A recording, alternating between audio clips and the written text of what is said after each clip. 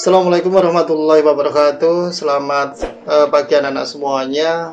Selamat berjumpa kali pada proses pembelajaran kemagnetan pada bagian 2. Dalam kesempatan ini kita akan menekankan pada soal dan pembahasan kemagnetan mata pelajaran IPA kelas 9 untuk semester genap pada parts 2 atau bagian yang kedua.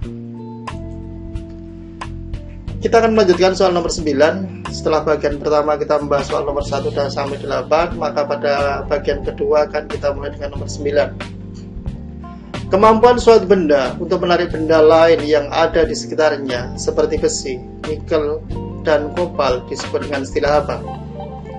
Opsi jawabannya adalah A. Magnet, B. Kemagnetan, C. Gaya magnet, D adalah medan magnet. Magnet adalah kemampuan suatu benda untuk menarik benda-benda lain yang berada di sekitarnya. Gejala dan sifat yang dimiliki oleh magnet itulah yang disebut dengan istilah kemagnetan. Atau dengan bahasa lain bahwa kemagnetan adalah gejala dan sifat yang dimiliki oleh sebuah magnet. Kemudian sementara itu kita akan membahas definisi garis-garis gaya magnet, bahwa garis-garis gaya magnet adalah arus yang membentuk pola lengkungan dalam medan magnet, atau dapat didefinisikan sebagai garis-garis khayal magnet yang menunjukkan arah medan magnet. Kemudian medan magnet itu sendiri adalah ruang yang masih mendapat pengaruh gaya magnet. Dari soal pada nomor 9 disertai dengan ilustrasi pengertian magnet, kemagnetan, gaya magnet, dan medan magnet, maka opsi jawaban pada nomor 9 adalah A. Bahwa kemampuan suatu benda untuk menarik benda-benda lain yang ada di sekitar seperti besi, nikel, dan kopal disebut dengan istilah magnet. Nomor 10. Jika jarak antar dua kutub magnet dijauhkan, gaya magnet yang timbul akan bagaimana? Opsi jawabannya adalah tetap, B. hilang, C. bertambah, D. berkurang. Kita lihat. Medan magnet adalah ruang yang masih mendapat pengaruh gaya magnet. Kekuatan yang dimiliki olehnya bergantung pada jaraknya, sehingga medan magnet berbanding terbalik dengan jarak magnet. Artinya, semakin besar jarak antar kedua kutub magnet, maka semakin kecil besar gaya magnetnya. Berarti kalau kita melihat pada soal nomor 10 tersebut, jawaban yang benar adalah D. Artinya jika jarak antara dua kutub magnet dijauhkan, maka gaya magnet yang timbul akan semakin kecil atau berkurang. Nomor 11, perhatikan gambar. Ada dua buah benda, yang satu adalah magnet dengan kutub utara selatan, didekatkan dengan sebuah benda. Nah, berdasarkan ilustrasi pada gambar tersebut akan diminta bagaimana kutub-kutub magnet yang ada pada gambar B dan gambar A tersebut. Kita lihat opsi jawabannya A.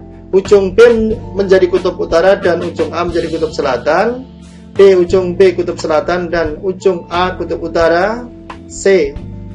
Ujung B dan A kutub selatan. D. Ujung B dan A kutub utara. Yuk, kita akan membuat sebuah ilustrasi. Sebuah magnet, U adalah kutub utara, sedangkan S adalah kutub selatan. Begitu kita dekatkan sebuah benda lain, kita kasih notasi B di ujung satu dan A di ujung yang lainnya. Ingat bahwa kutub yang sejenis akan tolak menolak dan kutub-kutub yang berlainan jenis akan tarik menarik. Kalau S ini adalah kutub selatan, maka dengan sendirinya B adalah kutub utara, sedangkan A adalah kutub selatan. Berarti dari soal pada nomor 11, jawaban yang benar adalah A. Ujung B menjadi kutub utara, sedangkan ujung A menjadi kutub selatan. Nomor 12. Alat yang berfungsi untuk menaikkan atau menurunkan tegangan arus AC disebut dengan istilah A. Induksi elektromagnetik, B. Transformator, C. Generator, D. MRI. Kita lihat penjelasannya.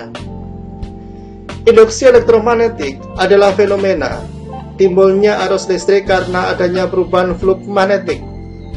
Flux magnetik merupakan banyaknya garis-garis gaya yang menembus suatu bidang. Sedangkan transformator merupakan suatu alat yang digunakan untuk memindahkan tenaga listrik antara dua buah rangkaian atau lebih lewat induksi elektromagnetik. Sebagai contoh, untuk menurunkan tegangan AC dari 220 volt AC menjadi 12 volt AC, maupun menaikkan tegangan dari 110 menjadi 220 volt AC. Kemudian generator adalah alat yang digunakan untuk merubah energi gerak, energi kinetik menjadi energi listrik. Kemudian yang ketiga adalah MRI, Magnetic Resonance Imaging atau MRI adalah jenis pemeriksaan radiologi yang dilakukan dengan menggunakan medan magnet dan gelombang radio untuk menampilkan gambar organ serta jaringan di dalam tubuh. Berarti dari soal pada nomor 12 ternyata jawaban yang benar adalah transformator, alat yang berfungsi untuk menaikkan atau menurunkan tegangan arus AC.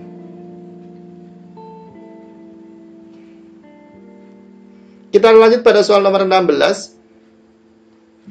Kaidah gaya Lorentz dengan menggunakan tangan kanan memiliki ibu jari yang menunjukkan besarnya.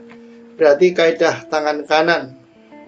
A, opsi jawabannya ada A adalah gaya, B adalah arus, C adalah medan magnet, D ada arah gaya. Kita lihat. Penentuan arah gaya Lorentz dapat dilakukan dengan menggunakan kaidah tangan kanan, di mana jempol yang ke atas, ibu jari menunjukkan arus listrik, kemudian telunjuk menunjukkan medan magnet, sedangkan jari tengah menunjukkan gaya Lorentz. Berarti kita bisa lihat bahwa ibu jari menunjukkan arus listrik. Berarti opsi jawabannya adalah B. Nomor 17. Garis gaya magnet keluar dari kutub utara dan masuk ke kutub selatan, serta tidak berpotongan. Jika pada suatu tempat garis gaya magnetnya rapat, berarti opsi jawabannya A. Gaya magnetnya kuat, B. Gaya magnetnya lemah, C. Tidak ada medan magnet, D. Garis gaya magnet merenggang. Kita lihat. Garis gaya magnet selalu keluar dari kutub utara magnet dan masuk ke kutub selatan magnet. Tempat yang garis-garis gaya magnetnya rapat menunjukkan bahwa medan magnetnya kuat. Sebaliknya, tempat yang garis-garis gaya magnetnya renggang menunjukkan medan magnetnya lemah. Ya. Berarti untuk soal nomor 17 kita tahu jawabannya kira-kira apa ini?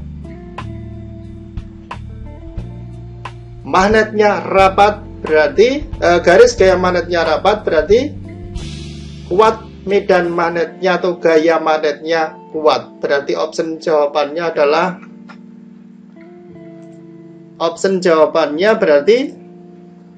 adalah gaya magnetnya kuat. Berarti di sini kata kuncinya adalah garis gaya magnet rapat. Berarti jawabannya adalah A. Besarnya GGL induksi yang dihasilkan suatu kumparan dipengaruhi oleh beberapa faktor. Jika jumlah lilitannya makin banyak, maka yang akan terjadi adalah A. Makin besar GGL induksi yang dihasilkan. B. GGL induksi yang dihasilkan akan semakin menurun. C. Jumlah medan magnet akan semakin berkurang. D. Arus induksinya akan turun. Ya, kita lihat faktor-faktor yang mempengaruhi GGL induksi. Pertama adalah kekuatan magnet. Kekuatan magnet atau medan magnet. Kemudian yang kedua, kecepatan putaran magnet, laju perubahan flux. C adalah banyaknya lilitan pada kumparan. Kemudian yang keempat adalah luas penampang kumparan.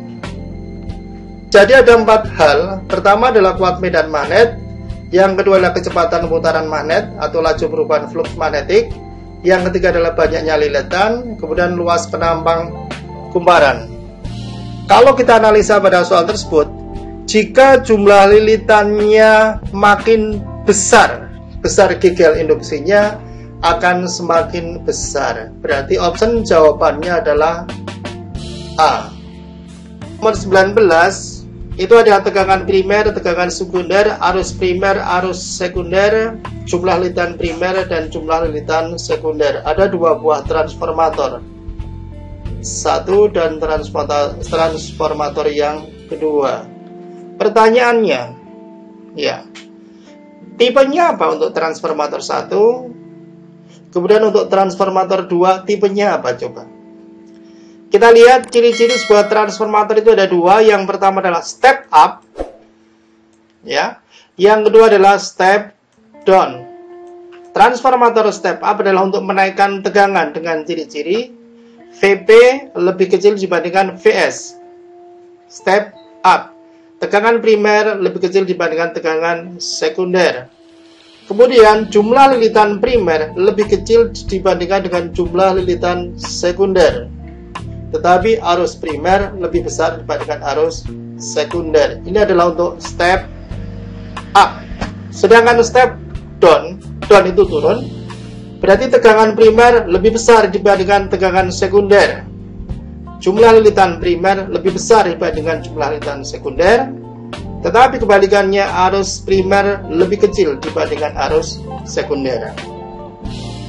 Kita akan mencoba analisa yang pertama. Kita membandingkannya bukan atas bawah, tetapi ke kanan. Arahnya adalah ke kanan. Ini. Kita lihat transformator 1. VP-nya 300, VS-nya adalah 100 volt. Berarti tegangan primer lebih besar dibandingkan tegangan sekunder. Berarti adalah step down. Berarti kita cari. Transformator 1 adalah step down. Bahwa IP lebih kecil dibandingkan IS. Ini juga dua terpenuhi. Berarti trafo 1 adalah step down. Kita cari. Trafo 1 adalah step down. Kita cari yang step down. Berarti pilihannya adalah D. Trafo 2 VP lebih kecil dibandingkan VS. Berarti adalah step up. Trafo 2 adalah step up karena V sekunder lebih besar dibandingkan V primer. Jadi pilihannya adalah A. Trafo 1 jenisnya step down. Benar. Trafo 2 jenisnya step up. Berarti option jawabannya ada di D. Soal terakhir untuk soal nomor 20. Ya. Nomor 20, perhatikan transformator berikut. Jika transformator pada gambar merupakan transformator ideal, maka kuat arus yang mengalir pada lampu adalah berapa ampere? Optionnya 0,5, B 4,0, C 6,0, D 8,0. Ingat, di sini ada VP, V primer.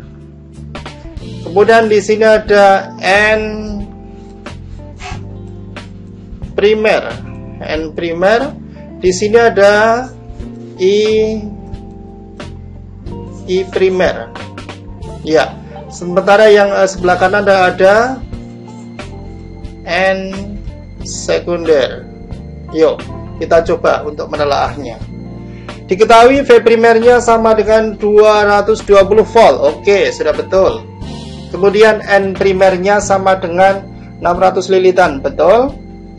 I primernya 2 ampere, sedangkan N sekundernya adalah 150 lilitan. Ditanyakan I sekundernya.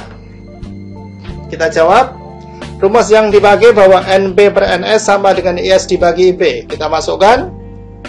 NP-nya adalah